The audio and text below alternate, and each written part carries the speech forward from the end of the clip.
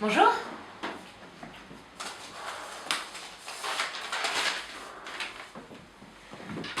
Écrivez un article sur le Bloody Weekend, sinon je vous tue. Ah non, je crois pas, non.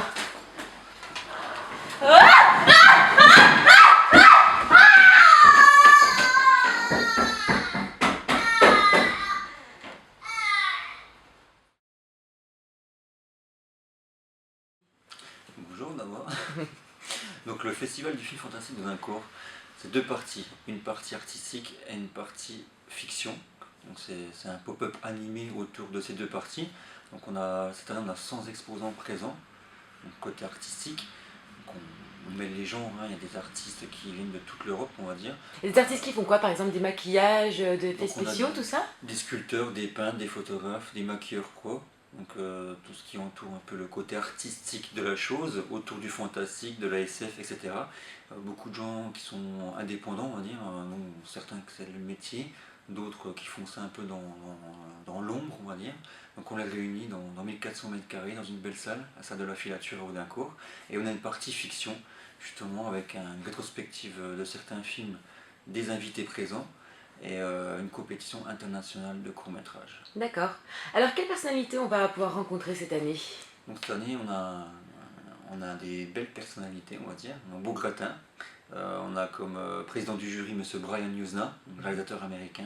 On lui doit Society, Le Retour des Morts Vivants 3, qu'on va diffuser cette année en sa présence. On a Jean-Pierre Dionnet, donc Les Enfants du Rock, Métal Hurlant, Quartier Interdit sur Canal+. On a Jean-Pierre Puters, fondateur du magazine Mad Movies. On a Alain Schlokoff, fondateur du magazine L'écran fantastique et ancien fondateur du Festival du film fantastique de Paris au Grand Rex. Et on a, j'ai un petit trou de mémoire, on a Jack West aussi, l'anglais, qui sera présent, réalisateur de Doghouse entre autres, qu'on va diffuser chez nous aussi. Et puis on a John Pennell, scénariste du Retour des Morts Vivants 3, donc un ami à Brian Yuzna. Et on a aussi Anthony Cox. Anthony Cox, le fils de Douglas E. Cox, on diffusera Waxwork, un de ses grands films parmi une belle filmographie aussi. Donc voilà, un beau jury, une belle brochette d'invités pour cette 6e édition. D'accord. Qu'est-ce qu'on appelle un film fantastique? Est-ce que c'est que les films d'horreur? C'est les films aussi, comment on peut dire, de super-héros, de Marvel? Voilà. Qu'est-ce qu'on trouve dans le film fantastique? Le film fantastique, en gros, il y a plein de ramifications qui s'y rapportent. On a le film d'horreur, l'épouvante, on a le gore, on a tout ce qui est comics aussi, ça appartient aussi au genre, on va dire, un peu plus édulcoré, avec des super-héros. Comme je dis, le fantastique, on peut faire peur sans montrer du sang, on peut le suggérer. Dans le fantastique, on a le film post-apocalyptique, enfin c'est un mélange des genres, on va dire. On a l'heroic fantasy aussi, donc c'est plein de sous-catégories.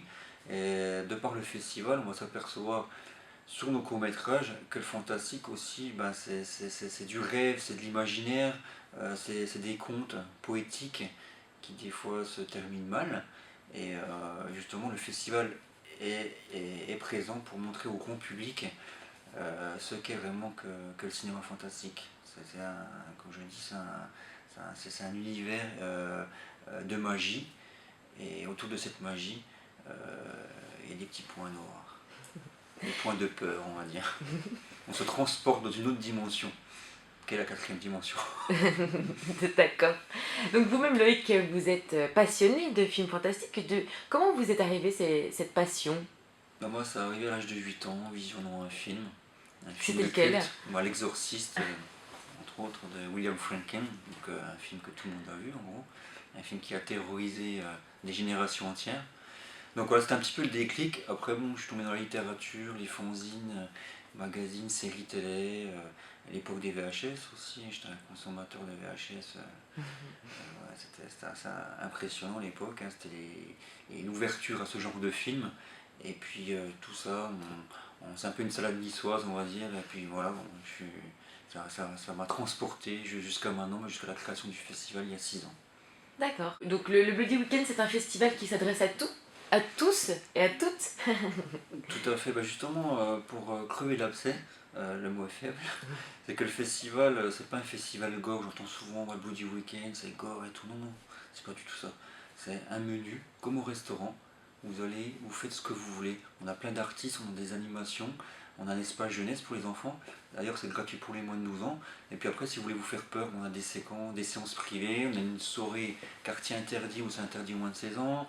Et une rétrospective de films qui sont la plupart interdits aux moins de 12. On a une session d'animation qui est ouverte à tout public. Au-delà de ça, on a des cosplayers qui sont présents des animations. On a un concours de cris. On a des tombolas. On a plein de gens qui arrivent en costume. C'est une fête perpétuelle sur 3 jours. C'est une histoire sans fin en fait.